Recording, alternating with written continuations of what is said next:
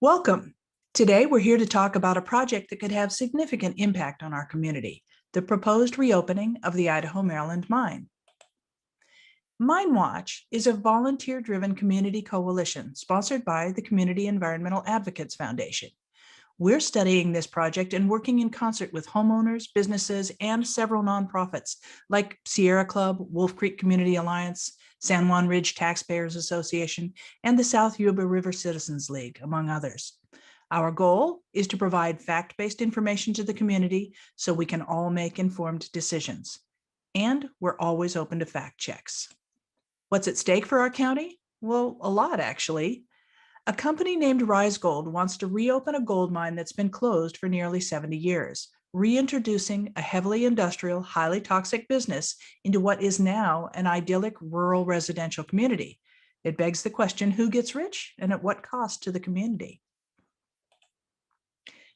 First, let me give you a sense of the project. Rise Gold is proposing mining 24 hours a day, 7 days a week for as much as 80 years. Our Nevada County supervisors will be the decision makers on the project, and we're projecting a decision as early as 2022. The first big step in the process is the development of an environmental impact report, and we're expecting to be able to review and comment on that soon. This map of the mineral rights will give you a good sense of the directly impacted area. There are two above-ground sites shown in the middle of this map in light gray, the Centennial site near downtown Grass Valley off of Idaho-Maryland Road, and the larger Brunswick site at the intersection of East Bennett and Brunswick Roads.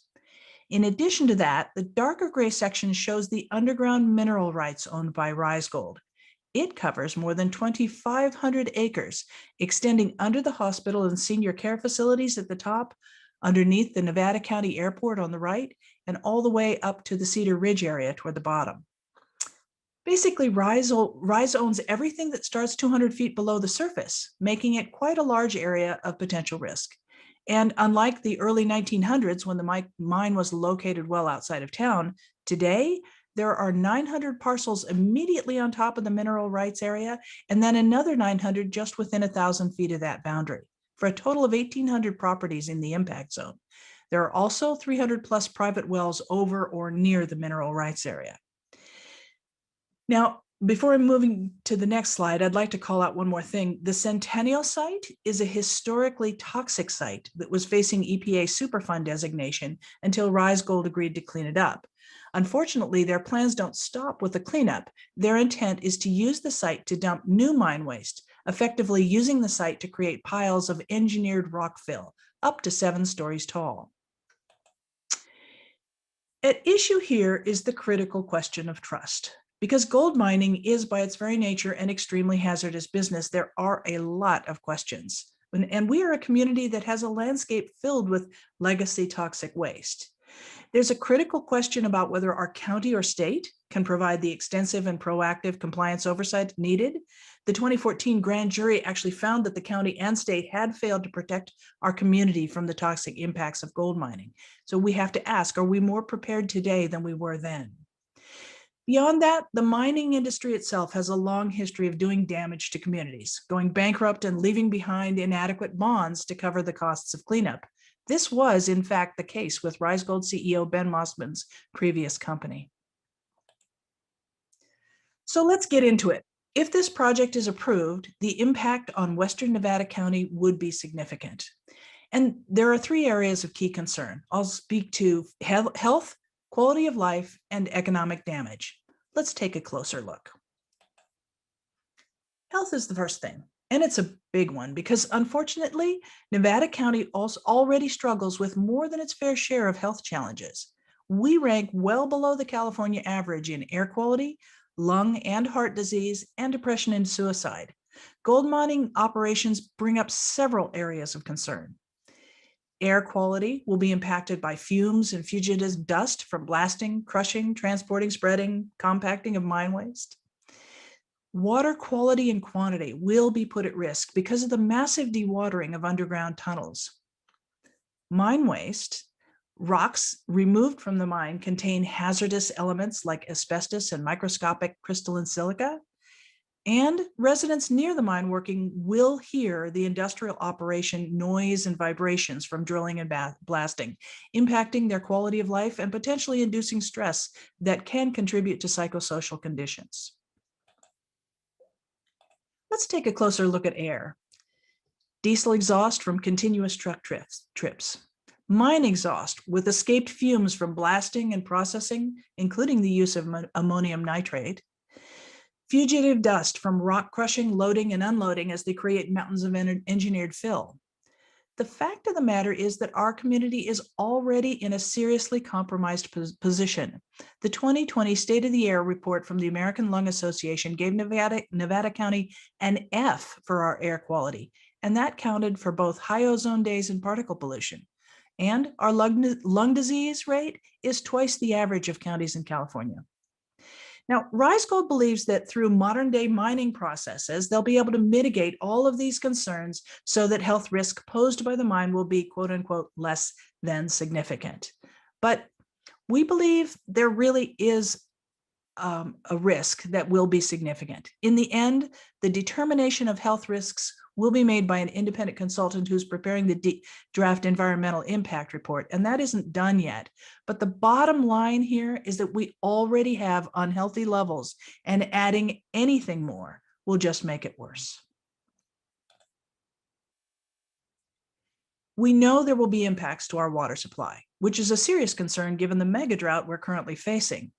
Rise proposes to dewater the abandoned tunnels, which means putting 3.6 million gallons a day of treated wastewater into South Fork Wolf Creek for 6 months.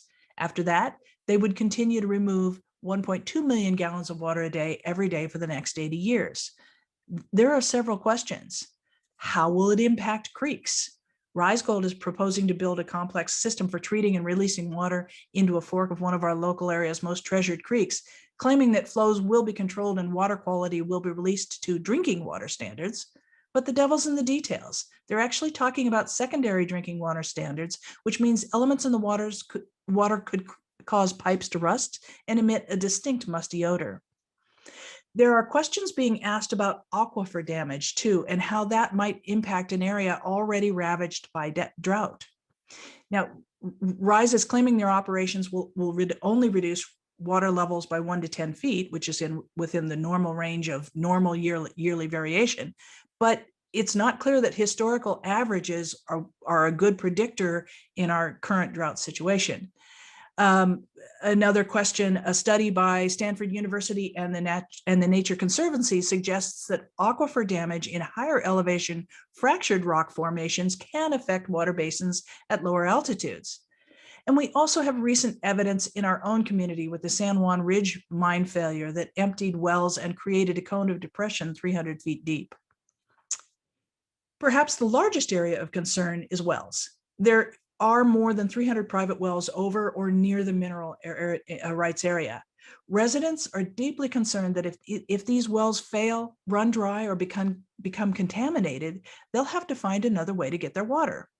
While Rise has promised to offer NID water to 26 homes on Bennett Road, the fate of the remaining wells is uncertain. Groundwater experts tell us that hydrogeology of this area is extremely complicated and the impacts are truly unpredictable. With an 80-year lease that gives them mineral rights up to 200 feet below people's homes, this puts well owners at risk of costly and lengthy replacement efforts if the worst happens. So some of you may remember the San Juan mine that had to shut down in the mid-1990s after the mine drained residents' wells. That was over 15 years ago, and the impacts of that failure are still felt amongst residents. Wells were permanently damaged. We need to ask ourselves, are we willing to risk our homeowners' wells? And given the scope of how many homes could potentially be impacted, does Rise Gold have the capacity to make things right if bad things happen? And if those bad things happen, will the county guarantee a speedy resolution so that homes don't go without water for months or even years? Without question, the people who will be the hardest hit by this project are the residents and businesses in the Brunswick area, significantly impacting quality of life. We're talking about putting a 122,000 square foot heavily industrial processing plant right into the middle of an idyllic rural residential community. Rise Gold is fond of talking about all the measures they're taking to contain sound levels inside the plant, but there's a lot more outside they're not talking about. And this is still going to be an industrial mining operation. There will be new truck traffic, with public documents telling us up to 100 round trips a day, 7 days a week, 16 hours a day. Habitat destruction, as natural settings get buried beneath mountains of mine waste and the paved industrial area. And plenty of noise, with constant construction noise for the first 2 to 3 years, then grading and rock compacting to create engineered fill 7 days a week for 11 years. It's not hard to imagine the sound of backup beeps ringing in your ears, is it? There's another key concern too. Rise Gold wants to assure us that noise and vibration from drilling and blasting won't be an issue for homeowners or businesses, claiming that the impact won't be quote unquote significant. And yet, noise and vibration have already been a problem for local residents when Rise was doing initial explorations. Several reports and complaints have been made, including one from a homeowner near the Brunswick site who was woken out of sound sleep many times. One of our county supervisors even visited a home to investigate a complaint and agreed that the level was unacceptable. But shockingly, that level of noise was then found to be within quote unquote acceptable limits by the letter of the law.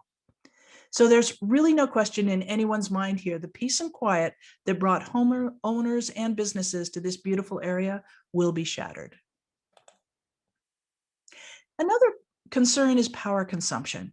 The plan in energy consumption alone is a real eye-opener, begging the question about whether it will impact a power grid that's already under strain during heat waves and at further risk with the megadrought impacting hydroelectric power output. The electric usage is estimated to be 42 billion watt hours per year, gigawatts, which is about 12% of what the whole of Nevada County uses in a year.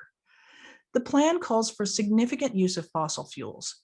It's also estimated that their ongoing level of energy consumption would be roughly equivalent to adding 5,000 new homes. This is completely opposite of where Nevada County has decided to go. The Nevada County Energy Action Plan calls for a significant reduction of residential electric use. Believe it or not, that plan calls for a reduction of 42 gigawatt hours annually by 2035, the exact same yearly usage as the mine. In other words, the mine would completely erase our planned gains to offset climate change. Rise Gold's big attraction, of course, is jobs. But interestingly, it really isn't that many. Of the 312 jobs projected for the mine, it's still not exactly clear how many will be filled with local residents or whether their staffing plans will change after they're up and running. Yes, there will be some short-term construction income if materials and labors are secured locally, and local spending and taxes from the mine and its employees. But you might be surprised to learn that our county won't actually get any revenue from the gold mining profits. Only state and federal governments will benefit from corporate taxes on the profits. So what does that leave us with?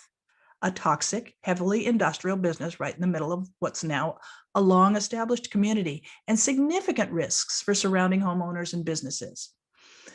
We already talked about the risks facing 300 or more well owners in the area, and both costs and delays could be substantial if those wells fail. Homeowners are another huge area of concern.